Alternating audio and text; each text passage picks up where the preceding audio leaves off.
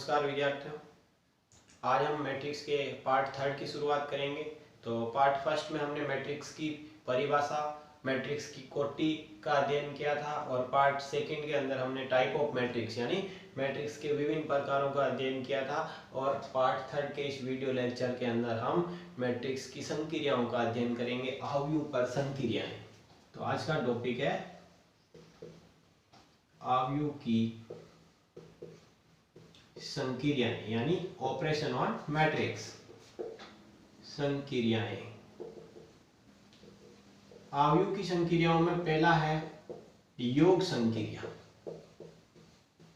योग संक्रिया यानी किन्हीं दो अवयव या किन्हीं दो मैट्रिक्स की योग संक्रिया किस प्रकार से परिभाषित होगी।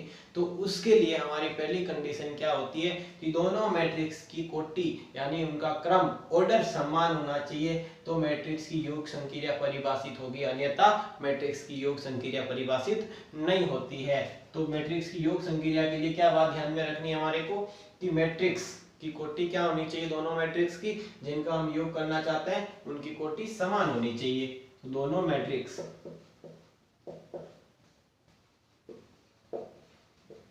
की कोटि समान हो तो उनके संगत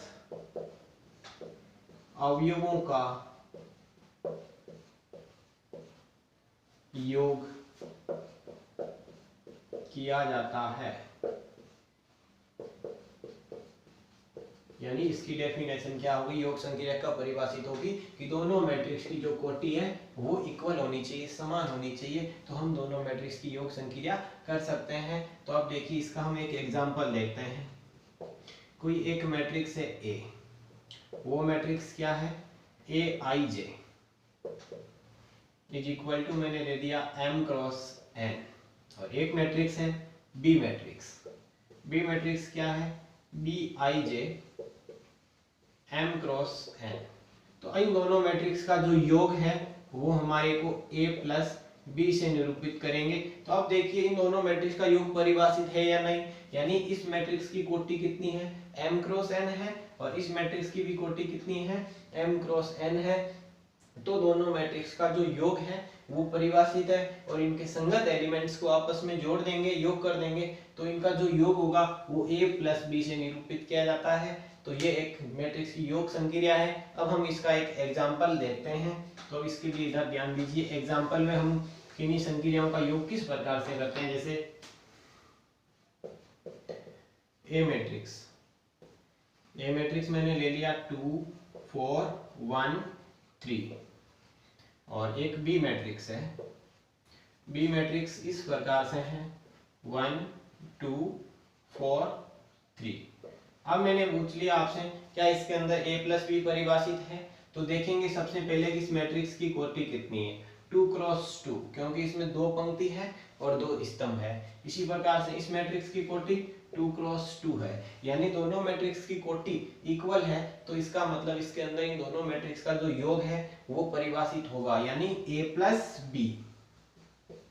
a प्लस बी का मान हम किस प्रकार से ज्ञात करेंगे। तो देखिए इसके अंदर क्या होगा प्लस बी मैट्रिक्स, तो इसकी कोटि कितनी है 2 क्रॉस 2 और इसकी भी 2 क्रॉस 2। इसके एलिमेंट्स क्या है 2 4 1 3 और इसके कितने हैं 1 2 4 3, यानी ए मैट्रिक्स रखा, बी मैट्रिक्स रखा। अब एक बात आपको नोटिस करनी है कि जो दोनों मैट्रिक्स का योग करने के बाद मूल मैट्रिक्स आपको प्राप्त होगा योगफल का, वो मैट्रिक्स भी उसी कोटि का प्राप्त होगा जितने कोटि के ये दोनों मैट्रिक्स होते हैं। तो यहाँ हमारे पास में a प्लस बी मैट्रिक्स क्या आएगा, a प्लस बी मैट्रिक्स के लिए प्राप्त जो अवयव होगा उसकी कोटि कितनी हो जाएगी 2 क्रॉस 2, क्योंकि इन दोनों की कितनी है 2 क्रॉस 2 है। तो अब देखना इसके अंदर मैट्रिक्स के संगत अवयव आपस में किस प्रकार से जुड़ेंगे। तो इसका ये पहला एलिमेंट्स इस पहले एलिमेंट्स के साथ में जुड़ेगा, तो ये आपके पास 2 प्लस 1 2 कौन सी संक्रिया है प्लस यानी योग की, और किसके साथ संगत एलिमेंट्स 1 के साथ में। इसी प्रकार से इधर 4 प्लस और इसका संगत एलिमेंट्स कौन सा हो जाएगा 2। इसी प्रकार से 1 संक्रिया प्लस कौन सा एलिमेंट 4। इसी प्रकार से 3 प्लस 3 तो ये आपके पास में मैट्रिक्स क्या आ जाएगी इसकी, a प्लस बी जो मैट्रिक्स है कंप्लीट हमारे पास में क्या प्राप्त हो जाएगी, a प्लस बी मैट्रिक्स की जो वैल्यू है 2 3 का मान हो जाएगा इसी 3 और यहाँ हो जाएगा 6, यहाँ 5 और यहाँ पर 6। तो ये मैट्रिक्स हो जाएगी 2 क्रॉस 2 की, यानी इन दोनों मैट्रिक्स का योगफल इस प्रकार से परिभाषित होगा। एक ही बात ध्यान में रखनी है, दोनों मैट्रिक्स की कोटि क्या होनी चाहिए, समान होनी चाहिए, और यदि कोटि समान है तो दोनों मैट्रिक्स के संगत एलिमेंट्स को आपस में जोड़ दिया जाता है। अब आप इसका एक स्क्रीनशॉट ले सकते हैं। अब देखिए इसका जो मैट्रिक्स की अवयव की जो संक्रिया है उसका हम देखते हैं अवयव की सेकंड संक्रिया, व्यवकलन संक्रिया, व्यवकलन संक्रिया।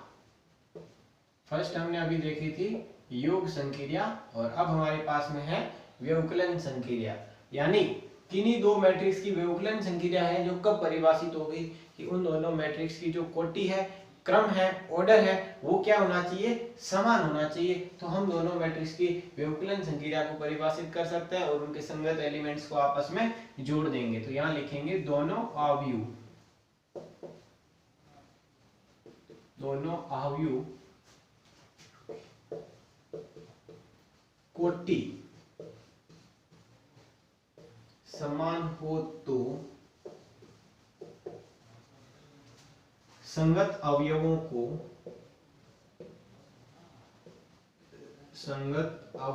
को घटा दिया जाता है।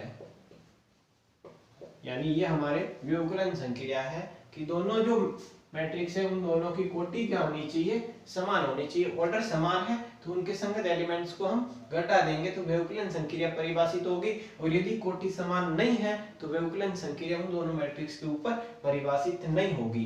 तो अब इसका एक एग्जांपल देखते हैं हम।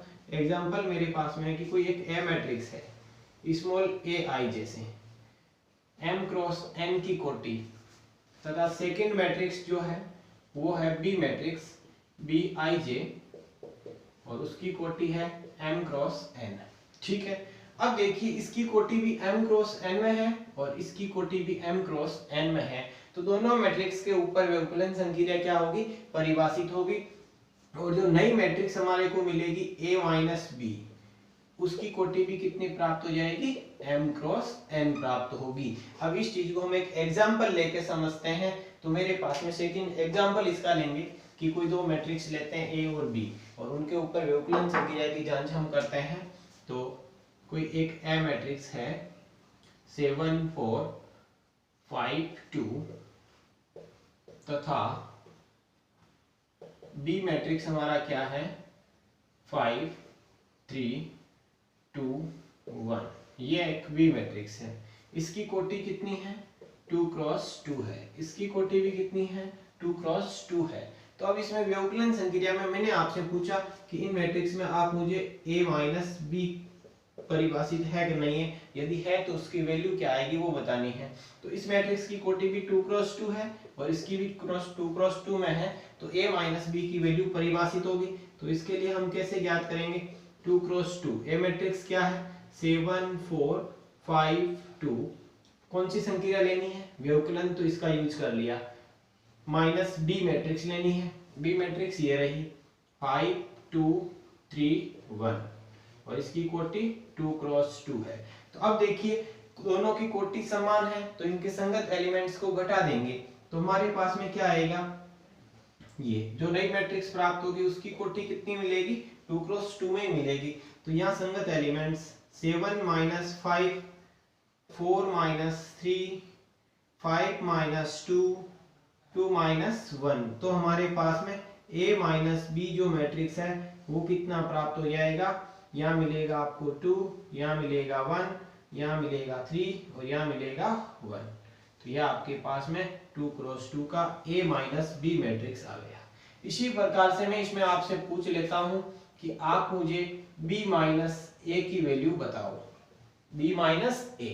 तो अब क्या करेंगे, b में से किसको घटाना रहेगा, a मैट्रिक्स को घटाना है, तो पहले b मैट्रिक्स का प्रयोग करेंगे। तो b मैट्रिक्स क्या है, पहले 2 क्रॉस 2 में 5 2 3 1 माइनस ए मैट्रिक्स क्या हमारे पास, ए मैट्रिक्स है 7 4 5 2। अब देखिए इसकी कोटि भी 2 क्रॉस 2 है, b माइनस ए, तो यहाँ पर भी हम इनके संगत एलिमेंट्स को घटाएंगे और नई मैट्रिक्स जो प्राप्त होगी उसकी कोटि कितनी आ जाएगी, 2 क्रॉस 2 में। 5 का संगत एलिमेंट कौन है, 7 है, तो 5 कौन सी संख्या, -7। 3 माइनस संगत एलिमेंट कौन सा है, 4। 2 माइनस संगत एलिमेंट्स कौन सा है, 5।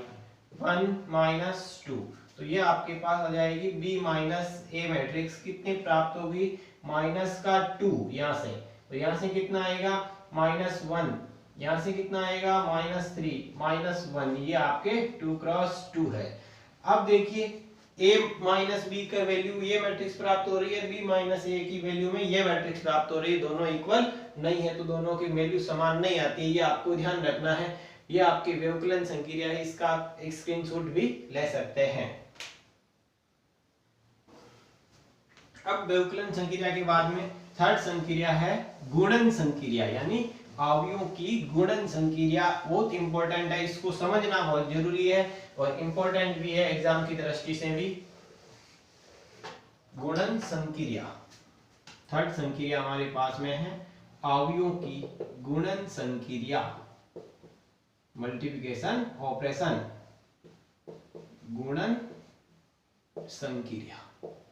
अब गुणन संक्रिया किस प्रकार से परिभाषित होगी वो हमारे को समझना है, तो इसमें थोड़ा आप ध्यान से समझना कि कोई दो मैट्रिक्स हमारे पास में, एक ए मैट्रिक्स है और एक बी मैट्रिक्स है। दोनों मैट्रिक्स की गुणन संक्रिया, यानी कि गुणन संक्रिया में एक तो ए गुणा बी और एक बी गुणा ए, दोनों अलग अलग चीज है।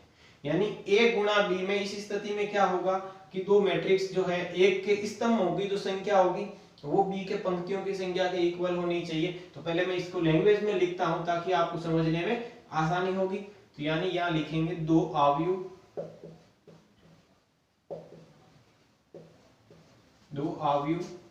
a तथा b का गुणन ab परिभाषित होने के लिए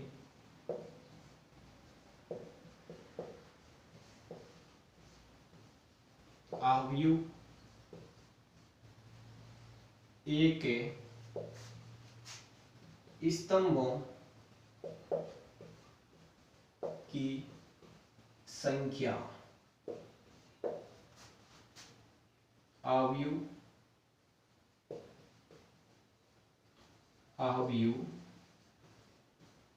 बी के पंक्तियों की संख्या के समान हो। यानी क्या कंडीशन है, गुणन संक्रिया के अंदर दो अवयव ए और बी, एक मैट्रिक्स ए है और एक मैट्रिक्स बी है, का गुणन, कौन सा गुणन, ए गुणा बी परिभाषित होने के लिए अवयव ए के, कौन से अवयव के, ए के स्तंभों की संख्या अवयव बी के पंक्तियों की संख्या के समान होती है, तो दोनों मैट्रिक्स का जो गुणन है वो परिभाषित होगा, अन्यथा नहीं होगा। तो अब देखिए हम इसको समझते हैं, कोई एक एग्जांपल लेते हैं। तो कोई एक मैट्रिक्स है ए, ठीक है, यहां मैंने इसके एलिमेंट्स को नहीं लिखा है। इस मैट्रिक्स की कोटि मैंने लिख दी m क्रॉस p है। कितनी कोटि है इसकी, m क्रॉस p, कुछ भी हम मान सकते हैं। तथा एक बी मैट्रिक्स है, कौन सी मैट्रिक्स है, बी मैट्रिक्स है। उस बी मैट्रिक्स की कोटि मैंने ले ली p क्रॉस n, ठीक है। अब आपको देखना है कि इन दोनों मैट्रिक्स की गुणन संक्रिया है जो परिभाषित है या नहीं है। योग और व्यवकलन संक्रिया में तो हमने क्या किया था कि कोटि समान होनी चाहिए, जबकि इसमें कुछ चेंज है, तो आपको ध्यान से समझना है कि इसके लिए हमने क्या लिखा है कि दो अवयव ए और बी, तो ये अवयव ए है और ये अवयव बी है, का गुणन ए बी, यानी कि पहले कौन सा होना चाहिए, ए और फिर बी। तो ए बी परिभाषित होने के लिए अवयव ए के तो अवयव ए के कौन सी संख्या देखनी है?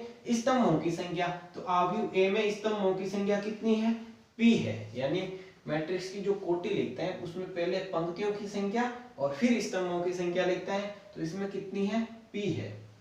और अवयव बी के कौन सी देखनी है? पंक्तियों की संख्या। तो अवयव बी में पंक्तियों की संख्या भी कितनी है? p है। यदि समान हो तो दोनों मैट्रिक्स का गुणन परिभाषित होगा, अन्यथा नहीं। तो अब देखिए यहां से हम क्या कह सकते हैं कि दोनों मैट्रिक्स के अंदर क्या है कि यहां से इसकी पंक्तियों की संख्या और यहाँ स्तंभों की संख्या और यहाँ पंक्तियों की संख्या क्या है? समान है, इक्वल है। तो हम क्या कहेंगे? a गुणा b का जो मान है वो क्या है? परिभाषित है। और जो नई मैट्रिक्स प्राप्त होगी a गुणा b या ab मैट्रिक्स जो प्राप्त होगी उसको हम क्या लिखेंगे? ab मैट्रिक्स की जो कोटि प्राप्त होगी वो यहाँ से निकल कर आएगी, यहाँ p है और यहाँ p है। यानी कि दोनों इसके स्तंभों की संख्या और इसके पंक्तियों की संख्या समान है तो गुणन परिभाषित होगा। जो समान है उसको हटा देंगे, बचा क्या? यहाँ पर शेष m और इधर क्या बचा? n। तो ये नई मैट्रिक्स की कोटि हमारे को प्राप्त हो जाती है। तो यहाँ से आपको वापस समझना एक बार कि गुणन संक्रिया क्या होती है। दो अवयव a तथा b का गुणन ab परिभाषित होने के लिए अवयव a के स्तंभों की संख्या, यानी जो पहले अवयव फर्स्ट है उसके तो स्तंभों की संख्या और जो लास्ट में होता है उसके पंक्तियों की संख्या क्या होनी चाहिए? समान होनी चाहिए। तो ही हमारी गुणन संक्रिया परिभाषित होगी। और ये आपके इंपॉर्टेंट टॉपिक है, इस चैप्टर का ध्यान रखना। गुणन संक्रिया जो है इसका अब आप एक स्क्रीनशॉट ले सकते हैं और हम इसका एग्जांपल लेके भी देखेंगे।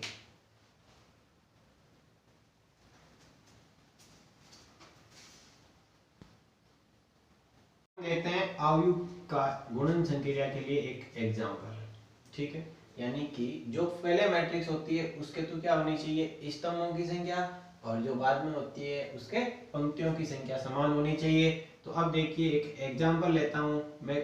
कोई एक ए मैट्रिक्स है, ए मैट्रिक्स है मेरे पास में 2 4 1 3 तथा बी मैट्रिक्स। बी मैट्रिक्स इस प्रकार से 1 2 2 1। इस मैट्रिक्स की कोटि है 2 क्रॉस 2 और इस मैट्रिक्स की कोटि है 2 क्रॉस 2। तो ए बी ज्ञात कीजिए। यानी क्वेश्चन क्या बन गया हमारा कि इन दोनों मैट्रिक्स का गुणन कीजिए। जिस प्रकार से हमने योग संक्रिया व्यवकलन संक्रिया देखी थी उसी प्रकार से गुणन संक्रिया देखनी है। तो गुणन संक्रिया में a गुणा b काउंट करना है। तो सबसे पहले देखेंगे कि भाई ये गुणन संक्रिया है जो परिभाषित है या नहीं है, गुणन होगा या नहीं होगा वो देखना है। तो इसमें a मैट्रिक्स है। a मैट्रिक्स के लिए हम क्या देखते हैं? पहले a मैट्रिक्स लेनी तो इसके स्तंभों की संख्या ठीक है कितनी है? 2 है। फिर कौन सी मैट्रिक्स? B matrix. तो बी मैट्रिक्स के कौन सी देखनी है आपको?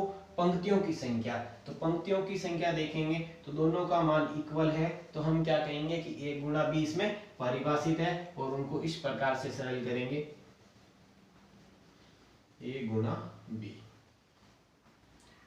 2 1 4 3 गुणा 1 2 2 1। इसकी कोटि 2 क्रॉस 2, इसकी कोटि भी 2 क्रॉस 2 है। यानी कि यहां से इसका लास्ट और इसका फर्स्ट क्या होना चाहिए? इक्वल होना चाहिए। तो दोनों मैट्रिक्स गुणन संभव होगा। तो अब देखते हैं कि नई जो मैट्रिक्स प्राप्त होगी उसकी कोटि कितनी होगी। नई मैट्रिक्स के लिए यहाँ कितना बचा? 2/3 या 2/2। यानी यहाँ पर 2 है और यहाँ पर भी 2 है, तो 2/2। अब देखिए गुणन किस प्रकार से करेंगे। योग और व्यवकलन में तो हमने संगत अवयवों को जोड़ दिया, घटा दिया था, जबकि गुणन संक्रियाओं में क्या होगा वो यहां से आपको समझना है कि ये जो पंक्ति है, कौन सी पंक्ति है? R1 है। ये पंक्ति पहले C1 से गुणा होगी और फिर C2 से गुणा होगी। यानी कि इसका पहला एलिमेंट इसके पहला एलिमेंट्स के साथ गुणा होगा। तो ये आपका 2 गुणा 1 ये इसके साथ गुणा हो गया, प्लस प्लस। अब इसका सेकंड इसके सेकंड के साथ में तो ये आएगा 4 गुणा 2। ये इस प्रकार से मैंने लिखा, यानी 2 का 1 के साथ में और 4 का 2 के साथ में। यानी ये पंक्ति इस स्तंभ के साथ गुणा हो गई है। तो इस पंक्ति को अब इस स्तंभ के साथ गुणा करवाएंगे तो कैसे होगा, 2 किसके साथ में होगा, 2 के साथ में, इसको यहाँ लिखेंगे तो ये आपके पास में आएगा 2 क्रॉस 2 प्लस ये एलिमेंट इसके साथ में होगा यानी सेकंड का सेकंड के साथ 4 गुणा 1। ठीक है, पहली पंक्ति दोनों स्तंभों के साथ में गुणा हो गई। ऐसे तीसरा स्तंभ है तो यहाँ लिखेंगे उसको तीसरे स्तंभ के साथ भी गुणा करवाया जाता है। अब देखिए पहली पंक्ति दोनों के साथ में हो गई तो पहले का काम कंप्लीट हो चुका। अब दूसरी रो को या दूसरी पंक्ति को देखेंगे तो दूसरी पंक्ति भी पहले स्तंभ के साथ, फिर दूसरी पंक्ति भी दूसरे स्तंभ के साथ गुणा होगी तो 1 का गुणा यानी पहले जो अवयव है वो पहले के साथ में गुणा होगा। तो यहाँ लिखेंगे नीचे 1 क्रॉस 1 प्लस यहाँ हमारे पास में 3 इसका सेकंड एलिमेंट, 3 का गुणा किसके साथ में करवाएंगे, इसके सेकंड 2 के साथ में। ठीक है, यानी ये पंक्ति इस स्तंभ से गुणा हो चुकी है। अब इसी पंक्ति को इस स्तंभ के साथ गुणा करवाएंगे तो कैसे करवाएंगे, तो 1 का गुणा पहले एलिमेंट का पहले के साथ में तो 1 गुणा 2 प्लस इसका इसके साथ करवाएंगे तो 3 गुणा 1। अब इसको हम सोल्व कर लेंगे तो हमारे पास में रिजल्ट क्या प्राप्त हो जाएगा, A गुणा B मैट्रिक्स के लिए 2 क्रॉस 2 के अंदर 2 इंटू 1 कितना हो जाएगा 2 प्लस प्लस 4 इंटू 2 8। इसी प्रकार से इधर हो जाएगा 4 प्लस 4, यहाँ कितना हो जाएगा 1 प्लस यहाँ कितना हो जाएगा 3 इंटू 2 6। इसी प्रकार से ये हो जाएगा आपका 2 प्लस 3। तो यहाँ से कंप्लीट जो मैट्रिक्स है वो हो जाएगी 10 8 7 और 5 2 क्रॉस 2 के अंदर। ये हमारा A गुणन B यानी AB ज्ञात हो चुका है। तो हमेशा ध्यान रखना कि कोई भी दो एग्जांपल जो आपको दो मैट्रिक्स दी हुई रहती है उन दोनों मैट्रिक्स का गुणन करने से पहले देखना है कि दोनों मैट्रिक्स का जो गुणन होता है वो परिभाषित है या नहीं है। तो मैंने क्या किया कि पहले A गुणा B ज्ञात करना है तो इस डेफिनेशन के आधार यानी इसका जो लॉजिक है उसको आपको समझना है कि जो पहले मैट्रिक्स होती है चाहे A हो चाहे B हो, जो फर्स्ट नंबर पर आती है उसके स्तंभों की संख्या लास्ट वाले के पंक्तियों की संख्या के समान होनी चाहिए तो गुणन संभव होगा, अन्यथा नहीं। जैसे ये इसका लास्ट इसके फर्स्ट के इक्वल है तो ये यहाँ से दोनों कैंसिल हो जाएगा और जो बचा हुआ वो नई मैट्रिक्स की कोटि प्राप्त हो जाएगी। तो ये इसका आप स्क्रीनशॉट भी ले सकते हैं। और अब हम इसका एक एग्जांपल और देखते हैं।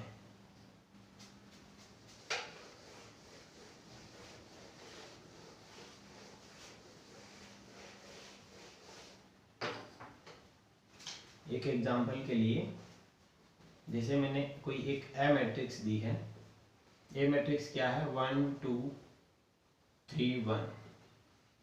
एक बी मैट्रिक्स है हमारे पास, बी मैट्रिक्स इस प्रकार से है 1 2 1 2 1 1। ठीक है, तो ए बी ज्ञात कीजिए। उसी प्रकार से ये एक एग्जांपल है, इसमें भी हमारे को ए बी की वैल्यू निकालनी है। तो अब इसमें देखो ए बी गुणन करने से पहले इसकी कोटि पता करो 2 क्रॉस 2 और इसकी कोटि कितनी है 2 क्रॉस 3 यानी 2 पंक्ति 3 स्तंभ है।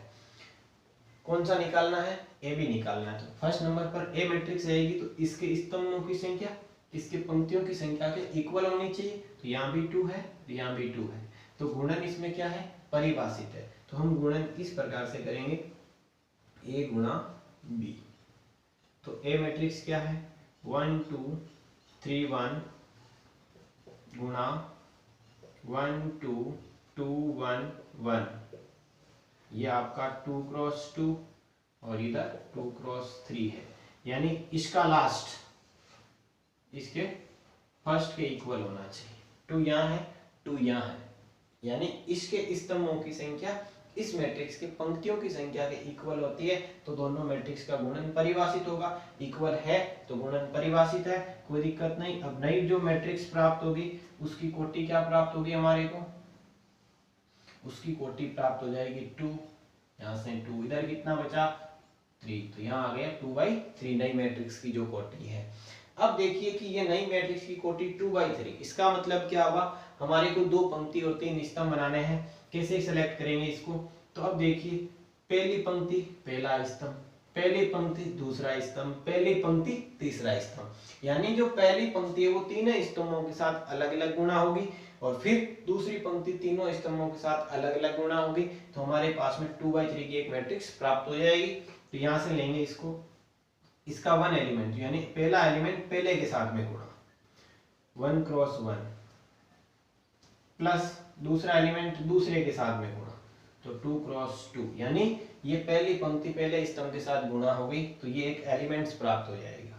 अब इसी प्रकार से ये पहली पंक्ति इस दूसरे स्तंभ के साथ गुणा होगी तो यहाँ से हम इसको क्या लिखेंगे, पहला अवयव पहले के साथ गुणा, थोड़ी जगह छोड़नी है बीच में, यहाँ 1 क्रॉस 2 प्लस यहाँ कितना है 2 क्रॉस 1 तो ये हमारा 2 क्रॉस 1। इसी प्रकार से पहली पंक्ति तीसरे स्तंभ के साथ गुणा होगी तो यहाँ हो जाएगा 1 क्रॉस 1 प्लस 2 क्रॉस 1। इन प्रकार से हमने गुणन किया, यानी पहली पंक्ति पहला स्तंभ दूसरा स्तंभ तीसरे स्तंभ तीनों के साथ गुणा हुई तो ये रिजल्ट प्राप्त हुआ। इसी प्रकार से अब क्या देखना है इसमें आपको कि दूसरी पंक्ति है जो पहले स्तंभ के साथ फिर दूसरे स्तंभ के साथ फिर तीसरे स्तंभ के साथ गुणा होगी तो यहाँ से इसको लिखेंगे पहला अवयव पहले के साथ 3 गुणा 1 प्लस, तो यहाँ से हम इसको क्या लिख देंगे 1 गुणा 2, यानी पहला अवयव पहले के साथ और दूसरा अवयव दूसरे के साथ। इसी प्रकार से यहाँ से क्या रिजल्ट मिलेगा इसका, पहला अवयव 3 क्रॉस 2 प्लस 1 क्रॉस 1, ठीक है। इसी प्रकार से इसके साथ गुणा होगा तो यहाँ से लिखेंगे 3 क्रॉस 1 प्लस 1 क्रॉस 1। तो इसको अब सोल्व कर लेंगे तो हमारे को 2 क्रॉस 3 की एक मैट्रिक्स प्राप्त हो जाएगी, वो इस प्रकार से। यह आपके 2 क्रॉस 3 की जो नई मैट्रिक्स चल रही है, यहाँ से 1 क्रॉस 1 का मान 1 और यहाँ आपके पास कितना आ जाएगा 1 प्लस 4 और यहाँ कितना हो जाएगा आपका 2 प्लस 2 और यहाँ कितना प्राप्त हो जाएगा 1 प्लस 2। इसी प्रकार से यहाँ का जो एलिमेंट्स है वो किस प्रकार से प्राप्त होगा, यहाँ इसको हम लिखेंगे 3 प्लस 2 और यहाँ आपके पास आ जाएगा 6 प्लस 1 और यहाँ आपके पास आ जाएगा 3 प्लस 1 और इसको हम क्या लिख देंगे कंप्लीट। ये आपके पास में कितना हो जाएगा 5 4 3 और ये हमारे पास हो जाएगा 5 7 4। ये आपके 2/3 की मैट्रिक्स प्राप्त हो जाएगी। इस प्रकार से हम किन्हीं दो मैट्रिक्स का गुणन कर सकते हैं। अब आप इसका एक स्क्रीनशॉट भी ले सकते हैं। अब हम इसका एक एग्जांपल और देखते हैं कि जैसे एक ए मैट्रिक्स है और एक बी मैट्रिक्स हम लेते हैं कि ए मैट्रिक्स मेरे पास क्या है 1 2 3 2 1 2 तथा जो बी मैट्रिक्स है वो इस प्रकार से 1 2 2 2 हो तो बताइए कि ए बी गुणन परिभाषित है या नहीं। इतना ही चेक करना हमारे को कि ए मैट्रिक्स ये है और बी मैट्रिक्स ये है। तो बताना क्या है कि इसके अंदर ए बी गुणन है जो परिभाषित होगा या नहीं होगा। ए और बी का हम मल्टीप्लिकेशन गुणा कर सकते हैं या नहीं, ये गुणन संक्रिया इस पे लागू होगी या नहीं होगी। तो इसके लिए हम क्या करते हैं, इसकी कोटि देखते हैं। कितनी है ए मैट्रिक्स की कोटि 2 क्रॉस 3 यानी 2 तो पंक्ति और 3 स्तंभ है और इसकी कितनी है 2 क्रॉस 2 है। अब आपको क्या करना है, इसके अंदर ए बी गुणन ज्ञात करना है, ठीक है। तो ए बी गुणन के लिए हम क्या करेंगे कि यहाँ से इसकी कोटि कितनी है 2 क्रॉस 3, पहले ए मैट्रिक्स है तो ए मैट्रिक्स को लेंगे और फिर मल्टीप्लिकेशन 2 क्रॉस 2। अब हमारे कि पहली जो मैट्रिक्स होती है उसके तो स्तंभों की संख्या और दूसरी जो मैट्रिक्स होती है बी मैट्रिक्स उसके पंक्तियों की संख्या समान होनी चाहिए। तो यहाँ है 3 और यहाँ है 2, दोनों इक्वल नहीं है। तो हम क्या कह सकते हैं कि इसके अंदर ए बी गुणन परिभाषित नहीं है। ए बी गुणन परिभाषित नहीं है। क्यों नहीं है? क्योंकि इसके स्तंभों की संख्या इसके पंक्तियों की संख्या के समान इक्वल नहीं है। यदि ये दोनों इक्वल होते हैं तभी हम किसी मैट्रिक्स का गुणन कर सकते हैं, अन्यथा नहीं। तो ये आपके था मैट्रिक्स की गुणन संक्रियाओं से संबंधित एग्जाम्पल। तो तीनों संक्रियाएं हमने देख ली, अवयव की योग संक्रिया, व्यवकलन संक्रिया और गुणन संक्रिया। अब हमारा नेक्स्ट टॉपिक है अवयव का अदिश गुणन। अदिश गुणन, अदिश गुणन, इसमें मैं लिख देता हूं, जैसे कोई एक मैट्रिक्स है ए मैट्रिक्स, उसको मैं किसी एक कांस्टेंट संख्या से गुणा करूंगा तो वो उस मैट्रिक्स का अदिश गुणन कहलाता है। तो जैसे माना अवयव ए, उसकी कोटि कितनी है, A I J is equal to M cross N है, तथा के एक अदिश राशि है, अदिश राशि है, तो इसका अदिश गुणन के ए कहलाता है। अर्थात हम इसका जो गुणा करवाएंगे वो किस प्रकार से करवाएंगे कि ये हमारे पास में ए मैट्रिक्स है,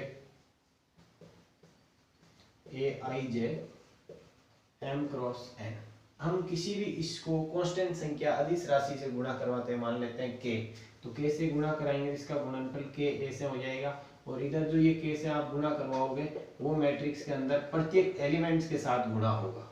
ठीक है, तो अब इसका मैं एक एग्जांपल लेता हूं। तो एग्जांपल के लिए हम क्या करेंगे, जैसे कोई मैट्रिक्स है मेरे पास में, ए मैट्रिक्स है, ठीक है, 2 1 2 2, ठीक है, तो अब इसको मैं किसी अदिश संख्या 3 से गुणा करवाता हूं। तो 3 से जैसे ही मैं गुणा करवाऊंगा तो मेरे पास क्या हो जाएगा, 3a, 3 की जगह आप 5 2 1 कुछ भी ले सकते हैं, कोई दिक्कत नहीं है। 3 से गुणा करवाया तो ये आपका 2 1 2 2। अब ये जो 3 है मैट्रिक्स के प्रत्येक एलिमेंट्स के साथ गुणा होगा, तो यहां से हम इसको क्या लिखेंगे, 3a इज इक्वल टू हो जाएगा 3 इंटू 2 3 इंटू 1 3 इंटू 2 3 इंटू 2, यानी ये 3 प्रत्येक एलिमेंट से गुणा हुआ, तो इसका अदिश गुणनफल कितना प्राप्त हो गया हमारे को, 6।